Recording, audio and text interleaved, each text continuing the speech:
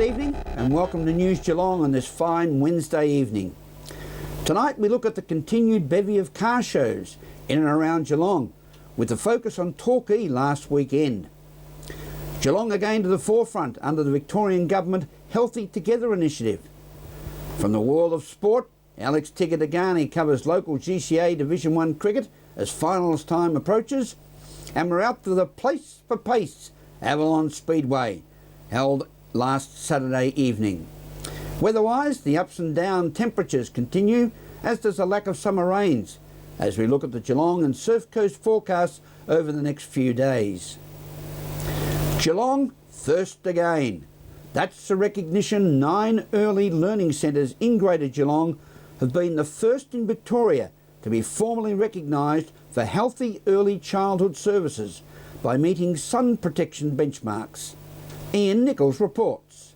We're very fortunate here in Geelong. We have 9 healthy learning centres for youngsters, early childhood centres we call them, and this is one of the best. It's Ariston in Newtown, and there's been a launch here to promote the healthy sort of start kids get in Geelong. We've had the Parliamentary Secretary come down from Melbourne, along with Andrew Kados, the member for South Barwon, and Councillor Kylie Fisher, to receive the accolades for Geelong being one of the first in the state to look after the healthy early childhood learning.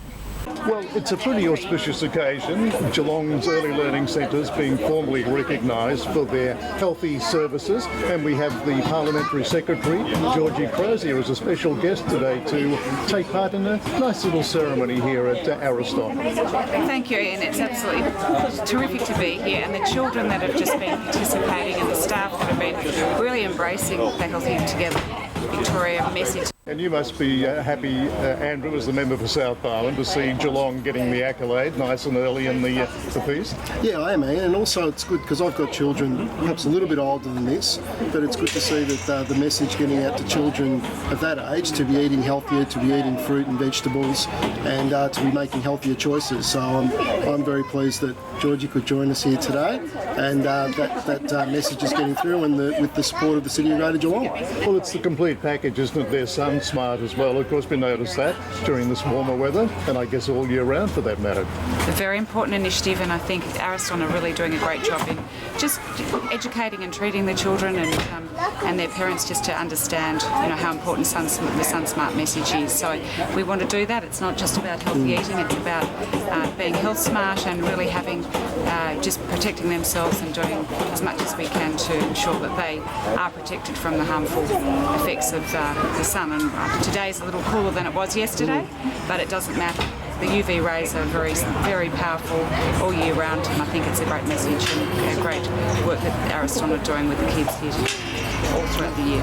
Well, we have 9 of these early childhood centres here, Andrew, and the birth rate we know in this part of the world is quite prolific, so it's an ongoing service that needs attention. Yeah, the program has about a 5-year funding gestation, I think, Ian, so it's something that's not short term, which is something that's very important. It's not something that's just been handed to local government with 12 months funding. This is a targeted program that has a good amount of time to it, so you can get that message through and change the habits of people, particularly in early years. As we all know, those early interventions at kinder and primary school age children have lasting effects in people's habits later in life. Well, it's good to see the youngsters are in good hands, and they couldn't get a nicer sort of location for our launch today than beautiful leafy Newtown. It's a delight to be here, and as you say, it's a terrific initiative, terrific launch, and we're delighted to be here, and we hope these youngsters go on and take the message with them as they progress in their lives. It's fantastic. The staff at our early learning centres are so passionate, and so I guess they go away along with innovation and making sure our kids are all healthy and we're eating healthy and they're doing the right things. It's fantastic. Well, they appear to be in very good hands here with not just healthy eating, but they're sun smart, and they're in a beautiful environment here. Absolutely. Just take a look around. The environment here is fantastic. Our play spaces are very natural and earthy now, so it's gone away from the concrete and coloured paint on the ground to some natural spaces, so it's fantastic. But our sun smart, and you can see the canopy of the trees here.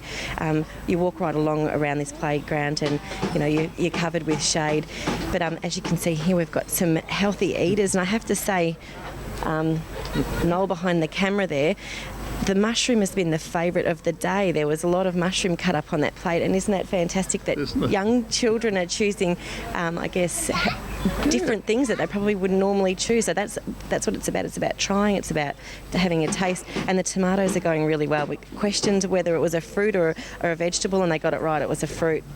Well, it is good to see them. I mean, there are sweet things there like grapes, but it's good to see them going for the non-sugary things like mushrooms That's and right. tomatoes. Well, it is, and it's not your traditional fruit. Normally, when I was in kinder, it was banana and apple and maybe a pear, but the plate we've got behind us has got such a variety of different fruits, and the colours that you can see and what they're going for, it's fantastic that they've got such a wide variety of choice. From a now SunSmart reporter at one of Geelong's leading early childhood centres in Newtown, this is Ian Nichols for News Geelong.